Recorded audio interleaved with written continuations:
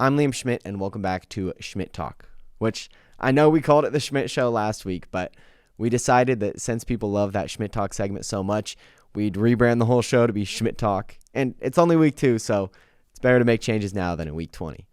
And also, the Schmitt Show felt a little less original.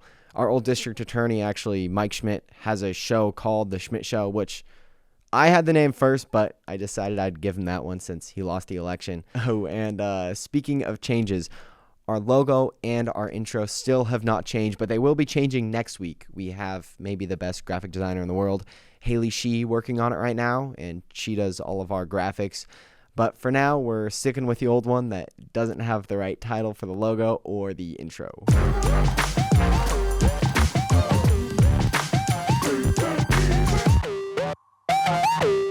Welcome back, everyone. I hope you all had a great week. I had a week full of midterms and long nights in the office, but I can't really complain. I love making videos for a living, and I'm glad to be making this a weekly thing. I hope you all enjoyed last week's video. I was a little tired during that. If you guys noticed me being a little low energy and maybe seeming a little bit more serious, I was running on hour 8 of hour 12 of me being in the office because I decided to write, record, edit, and post the video the same day that I got the set finished, which was kind of a lot, and I told myself I wasn't going to do that again this week, but now it's almost 9 p.m., and I'm in the office again recording, so we'll see how this goes. I did just have a matcha, so I'm feeling a little bit better, but yeah, the nights have been getting to me. I don't like that it's getting dark at 5 p.m.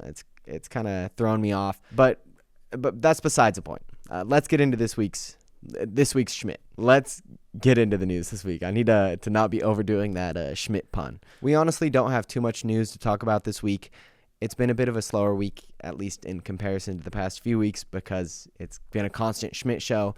But the stories we are talking about this week are huge. Our cover story this week is that millions of Americans' SNAP benefits will be delayed or halted due to the government shutdown, and that includes at least 750,000 Oregonians. But that did all change because as of Friday, Oregonians who receive SNAP benefits will have received all of their November benefits, per a federal judge ruling on Thursday that the Trump administration needs to distribute these funds despite the current government shutdown. Now, depending on where you're watching this from, this doesn't mean that your SNAP benefits are back. As of recording, I believe that only 8 states have received their benefits. This is still an ongoing situation, and there are so many things that we're unsure of, but what we are sure of is that there are resources to help.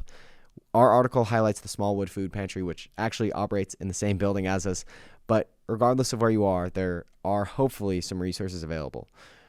There's no shame in seeking out help, and I'd recommend that you look up any food pantries or resources available near you if you do need any help. This week, we also have a photo essay from the No Kings 2.0 protest, which occurred a few weeks ago on October 18th, where over 40,000 Portlanders filled the streets to march and oppose the Trump administration's use of executive order. And I'll throw some photos up on screen right now, but all of these photos were taken by Nash Bennett, an amazing photographer who, if you've ever seen videos of me online out reporting on something, he's usually the one behind the camera. If you want to see all the photos, you can check out our website at psuvanguard.com, which will be linked in the description, or you can find our newspapers around the downtown Portland area. It was a bit of a lighter news week this week, but that just gives me more time to answer some of your questions. So without further ado, let's get into the real Schmitt Talk. Schmitt Talk, Schmitt Talk. Yeah, there's still no intro, but that intro will be coming next week. And last week, we had a lot of advice and not a lot of tea, so I figured we'd start off this week with some tea. Someone wrote in, I moved in with my boyfriend a couple months ago, and he has a girl best friend I've always felt a little bit weird about. Don't get me wrong, I like her, but I always had a gut feeling that her and my boyfriend had hooked up in the past, even though they both denied it along with all of their friends. There was one day I was hanging out with some of our friends, and one of them started to say how my boyfriend and his girl best friend used to hook up in the past and immediately stopped, saying he wasn't supposed to say anything. I don't know what to do because that means my boyfriend and his girl best friend have been lying to me this whole time and even convinced all of their friends to lie about it too. Do I break up with him? Do you break up with him? Yes. Okay, I'm not actually just going to sit here and say that you need to break up with your boyfriend, but there's some things that we need to think about. First off, this man, or anyone's partner for that matter, needs to be respecting you. It's bad enough that he was lying to you about this entire time, but the fact that you found it out through a mutual friend makes this so much worse.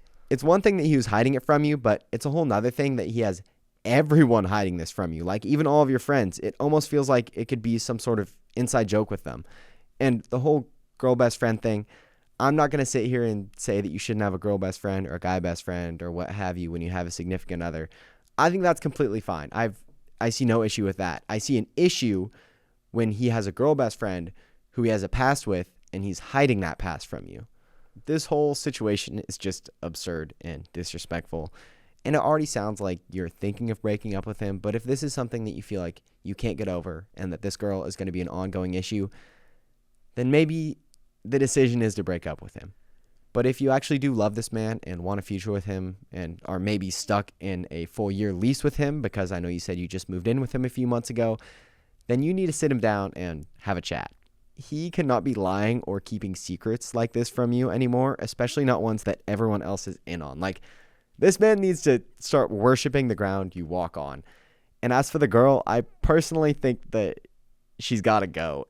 You were already uncomfortable with the dynamic beforehand. I'm assuming this just made everything significantly worse. Now, maybe this is something you can look past, and maybe now you, your boyfriend, and his girl best friend can move on from this and live happily ever after, because now you're not going to be nervous thinking, oh, did they hook up or not? Because now you know for sure that they did hook up, but that doesn't sound like it's the case here.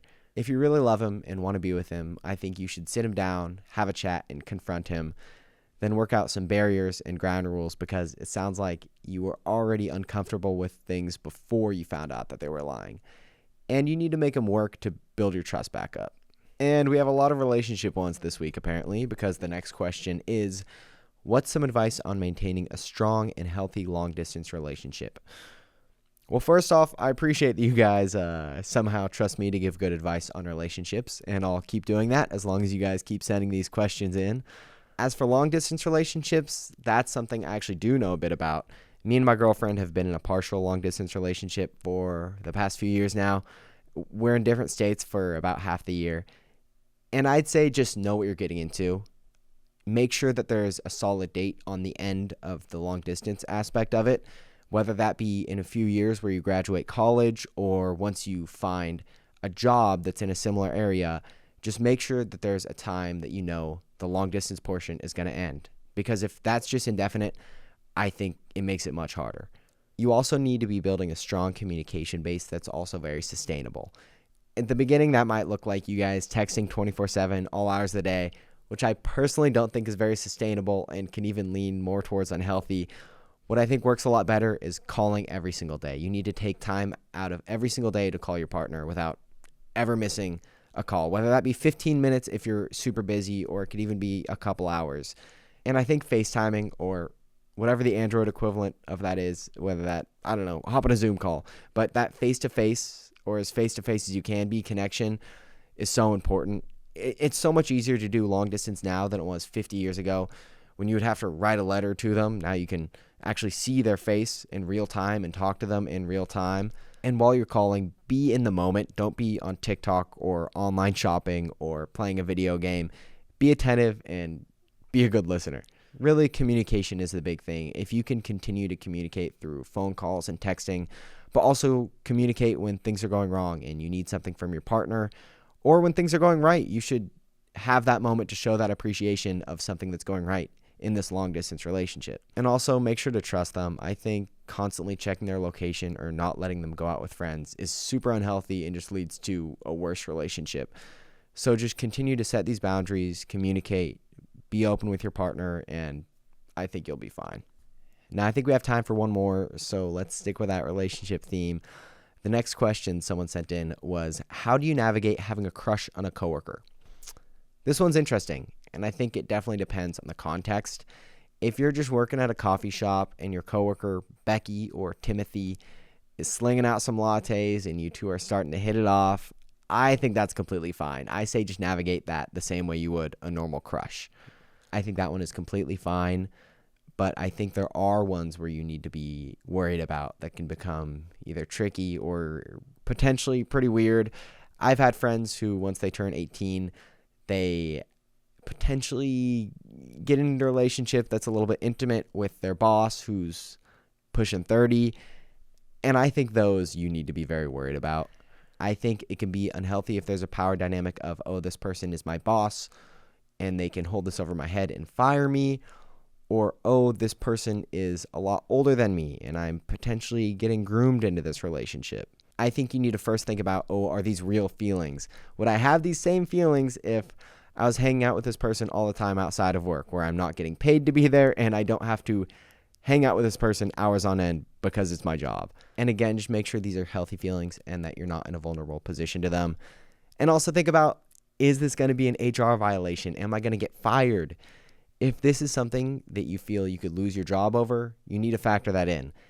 Is losing your job worth this relationship if that's what you're pursuing? And if you've thought all this over and you feel like these are real feelings, I say just flirt with them how you normally would. Be like, hey, you want to hang out outside of work or whatever, but also make it very clear that you are completely fine with them rejecting you and it's not going to make work weird at all, so they don't feel pressured at all.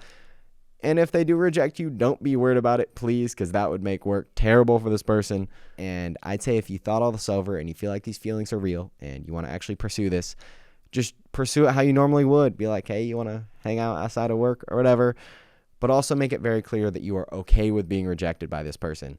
Be like, if you reject me, I'm not going to make work weird, because for the love of God, please do not make work weird for this person if they reject you. That would be terrible, especially because they have to see you every single day. So good luck, and I hope everything works out between you and your coworker.